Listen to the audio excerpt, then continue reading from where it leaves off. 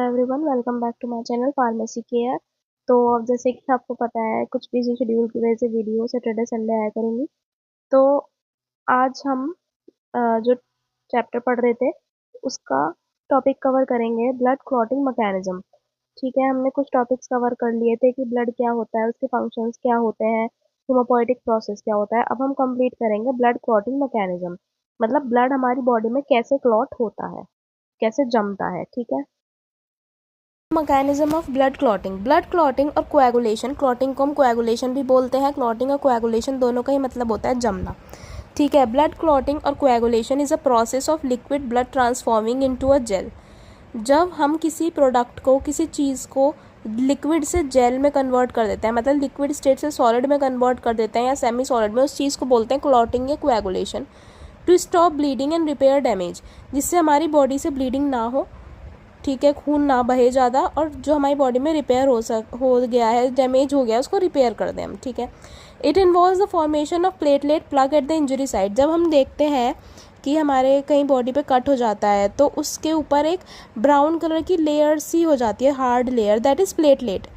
ठीक है, वही प्लेटलेट क्या काम करती है, उस साइड पर ब्लड को जमा देती है, जिसकी वजह से हमारी उस साइड से ब्लीडिंग नहीं होती, इंजरी साइड से। ठीक है, क्योंकि अगर हमारी ब्लीडिंग होएगी तो हमें लॉस होएगा।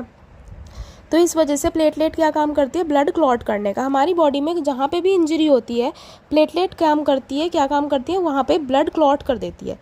ठीक है, बहुत सारे एंजाइम्स, कुछ कॉम्प्लेक्स एंजाइम्स होते हैं जो ब्लड क्लॉटिंग फैक्टर्स को एक्टिवेट करते हैं। ठीक है, क्या करते हैं, ब्लड क्लॉटिंग फैक्टर को एक्टिवेट करते हैं to make a fibrin mesh. Fibrin mesh मतलब एक, जैसे ये है, ठीक है, तो ऐसे एक जाली सा, मैश मतलब जाली बना देना, और फिब्रिन मतलब थ्रेड। ठीक है, एक थ्रेड का गुच्छा सा बन जाता है वहाँ पे, जिससे हमारा ब्लड बाहर ना आ पाए। ठीक है, तो फिब्रिन मैश बना देते हैं। जो एंजाइम्स होते हैं वो क्या करते हैं, फिब्रिन मैश बना देते हैं इंजरी साइट पे, धागों का गुच्छा, जिसकी वजह से हमारा ब्लड बाहर नहीं आ पाता, ब्लड क्लॉट हो जाता है। ठीक है, ये मैश मतलब ये जाली क्या करती है, ब्लड सेल्स को ट्रैप कर देती है, अपने अंदर ही रोक लेती है। ठीक है, और स्टेबल ब्लड क्लॉट बना देती है, मतलब वहाँ पे ब्लड का थक्का जमा देती है, जिसकी वजह से हमारा ब्लड जो है वो बाहर नहीं आ पाता, और जो हमारी चोट होती है, जो वूंड होता है हमारा, वो हील हो जाता है, वो ठीक हो जाता है। ठीक है, तो क्या है ब्लड क्लॉटिंग मैकेनिज्म, इस बेसिकली एक ऐसा मैकेनिज्म है जिसमें हम ब्लड को लिक्विड से जेल में कन्वर्ट कर देते हैं।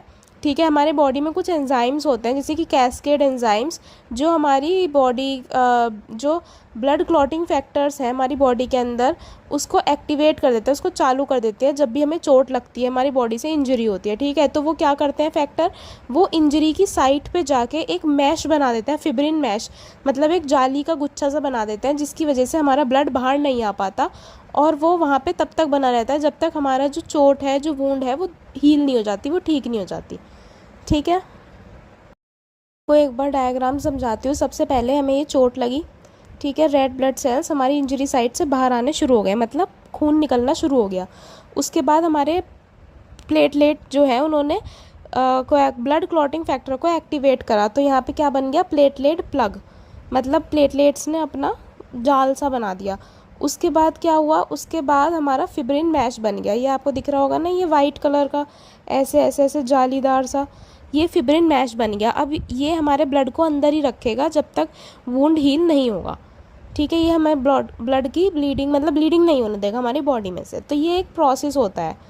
ठीक है, मैकेनिज्म पढ़ते हैं हम, मैकेनिज्म ऑफ ब्लड क्लॉटिंग। सबसे पहला हमारा मैकेनिज्म होता है haemostasis.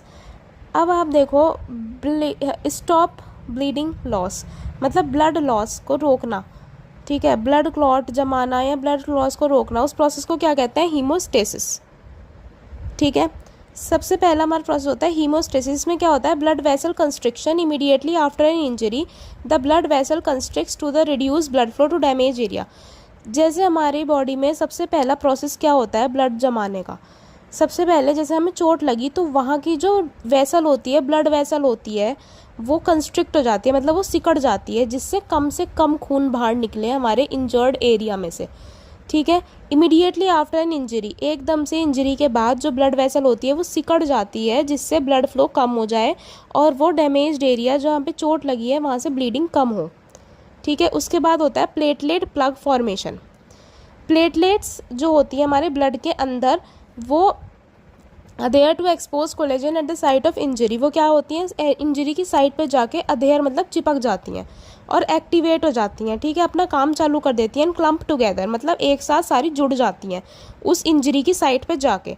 They form a temporary plug, वो एक टेम्परेरी गुच्छा सा बना देते हैं, प्लग मतलब एक गुच्छा सा बना देते हैं, जिसे हम प्लेटलेट प्लग भी कहते हैं। वो टेम्परेरी होता है, ठीक है, जिससे वो वूंड को पैच मतलब वूंड को कवर कर सके और ब्लीडिंग को रोक सके, ठीक है। तो सबसे पहला प्रोसेस था हीमोस्टेसिस का, जिसमें ब्लड वेसल कंस्ट्रिक्ट होती है जिससे ब्लड कम निकल पाए।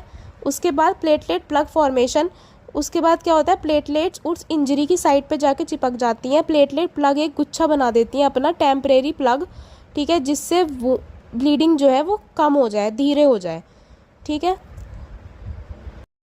होगा ब्लड क्लॉटिंग फैक्टर के जो एंजाइम्स हैं वो एक्टिवेट होंगे, कोएगुलेशन कैस्केड मतलब क्लॉट फॉर्मेशन, ठीक है। अब क्या होगा, क्लॉट बनना शुरू होगा, ब्लड का क्लॉट, अभी तो प्लेटलेट का बना था ना, अब ब्लड क्लॉट बनना शुरू होगा।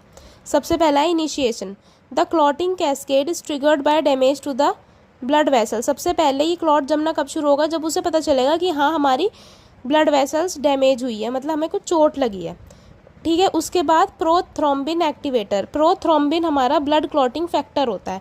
मैंने आपको पहले अभी पढ़ाया था ना कि कुछ फैक्टर्स एक्टिवेट हो जाते हैं जिसकी वजह से ब्लड जमना शुरू होता है, ब्लड क्लॉट, फिब्रिन मैश बनता है तभी। तो यही है, एक पहला फैक्टर हमारा है प्रोथ्रोम्बिन एक्टिवेटर, ठीक है। ये फैक्टर क्या करता है, series of reaction involving clotting factor converts into prothrombin activator.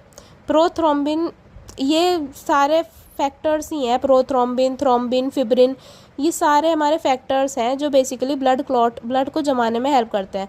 उसके बाद हमारा थ्रोम्बिन फैक्टर, ठीक है। उसके बाद मतलब ये एक सीरीज़ है, सबसे पहले हमारा प्रोथ्रोम्बिन एक्टिवेट होगा, फिर वो कन्वर्ट होगा थ्रोम्बिन में, ठीक है। उसके बाद थ्रोम्बिन कन्वर्ट होगा फिब्रिन में, मतलब thrombin act on fibrinogen converting into long strand of fibrin. देखो सबसे पहले क्या होगा, सबसे पहले हमारा होगा प्रोथ्रोम्बिन एक्टिवेट, ठीक है। जब पता चला कि हमारी साइड पे इंजरी हो रही है, वहाँ पे प्लेटलेट प्लग की फॉर्मेशन हो गई है, ब्लड, अब हम वहाँ पे क्या काम करना है, हमें खून को जमाना है। सबसे पहले हमारी बॉडी क्या मैसेज पास करेगी कि प्रोथ्रोम्बिन को एक्टिवेट करो, जो एंजाइम है प्रोथ्रोम्बिन उसको एक्टिवेट करो, ठीक है। उसके बाद प्रोथ्रोम्बिन एक्टिवेट होने के बाद वो क्या होगा, वो थ्रोम्बिन में कन्वर्ट हो जाएगा, ठीक है। फिर थ्रोम्बिन क्या करेगा, थ्रोम्बिन कन्वर्ट हो जाएगा फिब्रिन में। अब फिब्रिन क्या चीज़ होती है, ऐसे लंबे लंबे वायर के मैश, ठीक है, मतलब ऐसे लंबे लंबे धागे, वो ठीक है फिब्रिन में कन्वर्ट हो जाएगा। फिर मैंने क्या बताया था कि फिब्रिन मैश बन जाएगा वहाँ पे, तो इंजरी साइट पे जाके वो फिब्रिन अपने आप को ऐसे मैश सा बना लेगा, मतलब एक जालीदार गुच्छा सा बना लेगा, ठीक है। तो ये थर्ड प्रोसेस था कोएगुलेशन कैस्केड। इसमें आपको इतना मतलब क्लॉट फॉर्मेशन, इसमें इतना लिखने की ज़रूरत नहीं है, सिर्फ आप ये लिखो, in this process prothrombin activates, then it converts into thrombin factor and then into fibrin, ठीक है।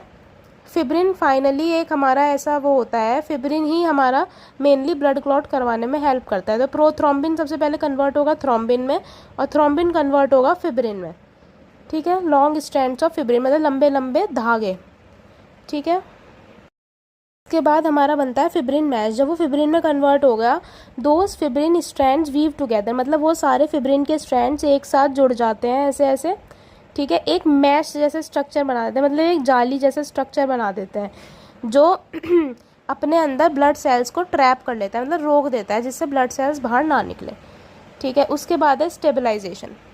ये तो हमारा प्रोसेस हो गया फिब्रिन मैश तक का, मतलब ब्लड क्लॉट तक का।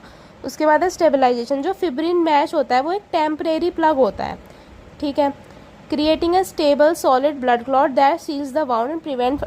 देखो फिब्रिन मैश क्या काम करता है, जो हमारा उससे पहले टेम्परेरी प्लेटलेट प्लग बना था ना, फिब्रिन मैश से पहले तो प्लेटलेट प्लग ही बना था, सेकेंड टाइम पे जो टेम्परेरी बना था हमारा सेकेंड स्टेप में, ठीक है, उसको हटा देता है और एक सॉलिड ब्लड क्लॉट बना देता है जो हमारे वुंड को परमानेंट हील होने में काम करता है और फर्दर ब्लड के लॉस को रोकता है, ठीक है। तो क्या हुआ, फिब्रिन मैश बनते ही हमारा वो प्लेटलेट प्लग जो बना था टेम्परेरी वो ख़त्म हो जाएगा और वहाँ पे एक सॉलिड ब्लड क्लॉट बन जाएगा जो वुंड को सील कर देगा, मतलब वुंड को बंद कर देगा और फर्दर ब्लड लॉस को प्रिवेंट करेगा।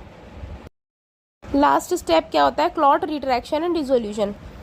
इसमें क्या था, जो क्लॉट है बिगिंस टू कॉन्ट्रैक्ट, मतलब जब हमारा वुंड सही हो जाएगा, ठीक हो जाएगा, तो क्लॉट जो है वो कॉन्ट्रैक्ट मतलब छोटा होना शुरू हो जाएगा, ठीक है। उसमें से जो फालतू का कोई फ्लूइड वगैरह है, कोई पस वगैरह है, वो चीज़ बाहर निकल जाएगी और क्लॉट छोटा होना शुरू हो जाएगा, छोटा और टाइट होना, ठीक है। उसके बाद जब हमारी एक बार ब्लड वेसल हमारी प्रॉपर, जो हमारा वुंड है वो प्रॉपर हील्ड हो जाएगा, प्रॉपर ठीक हो जाएगा, तो फिब्रिन क्लॉट डिज़ोल्व हो जाएगा, मतलब उसी में ही अंदर डिज़ोल्व हो जाएगा और बॉडी को मतलब बॉडी पे से हट जाएगा, ठीक है। तो हमने क्या प्रोसेस पढ़े ब्लड क्लॉट का, हमने कुछ प्रोसेस पढ़े थे ब्लड क्लॉट के।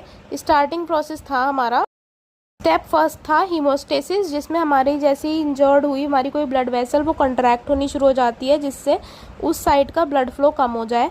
उसके बाद टेम्परेरी प्लेटलेट का प्लग बनता है, मतलब एकदम से हमारी प्लेटलेट एक्टिवेट हो जाती हैं और वो वहाँ पे एक टेम्परेरी प्लग, मतलब एक गुच्छा सा बना देती हैं, जिससे ब्लीडिंग कम हो। उसके बाद हमारे जैसे ही हमारे मतलब मैसेज मिलता है बॉडी के अंदर, तो सबसे हमारे जो ब्लड क्लॉट के फैक्टर्स होते हैं वो एक्टिवेट होना शुरू होते हैं, क्योंकि टेम्परेरी प्लेटलेट प्लग है वो कुछ ही देर तक रोक सकता है ब्लड को, ठीक है, लेकिन परमानेंट करने के लिए हमें ब्लड को जमाना पड़ेगा, ठीक है, जिससे वो बाहर ना निकले।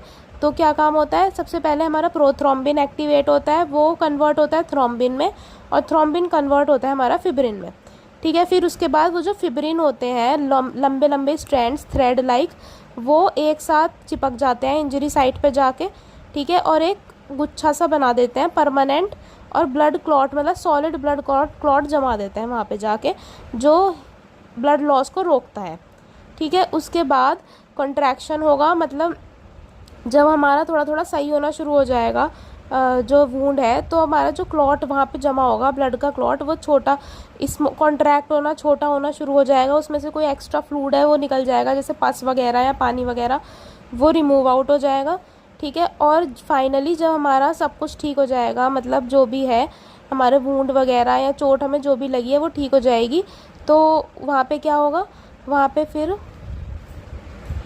वो जो हमारा क्लॉट है वो डिसॉल्व हो जाएगा, ठीक है। तो ये हमारा ब्लड क्लॉटिंग का मैकेनिज़्म था।